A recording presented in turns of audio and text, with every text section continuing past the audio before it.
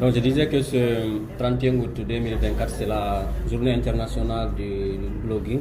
Pour revenir sur celui qui est blogueur, si on se réfère à l'origine du blog, c'est avant tout quelqu'un qui a un blog. C'est lui qu'on peut appeler un blogueur. Mais un blog, c'est quoi? C'est un site internet personnel qui est accessible sur internet, sur lequel la personne qui l'anime vient partager ses expériences, ses passions en produisant des billets de blog sous forme d'articles qui ressemblent à des articles, mais dans le jargon qu'on appelle des billets de blog. Donc normalement, c'est lui qu'on appelle blogueur.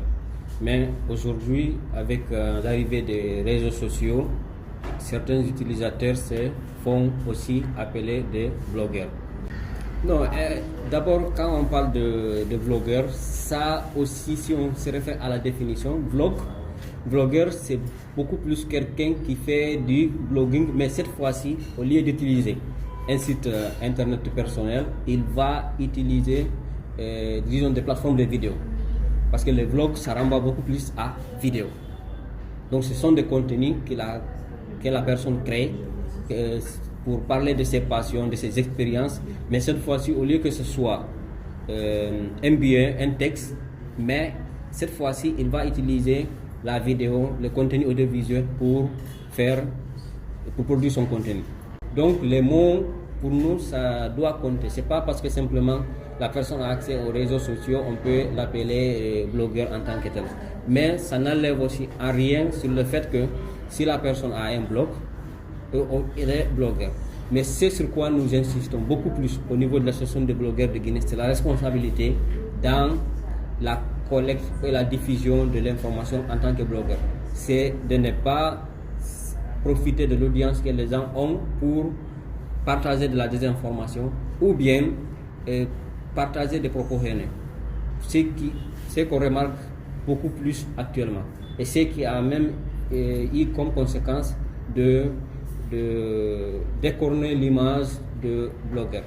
Le blogging a de l'avenir et il aura toujours de l'avenir tant qu'on aura des personnes passionnées qui sont aujourd'hui capables de produire l'information sans orientation.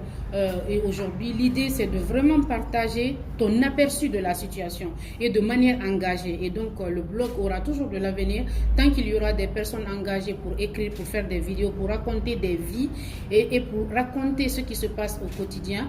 Et le blog aura toujours un avenir malgré l'IA. Parce que moi, par exemple, bien que je sois dans le domaine de la communication et des multimédias, je préfère l'authenticité de l'information qui est dite par une personne. Quand je suis sur les réseaux sociaux, dès que j'entends la voix de l'IA, je passe.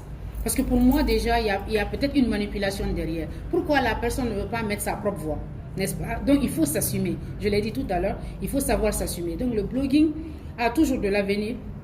Dès qu'on aura quelque chose à dire, le blogging existera. Un peu comme le journalisme, malgré toutes les restrictions, il survivra.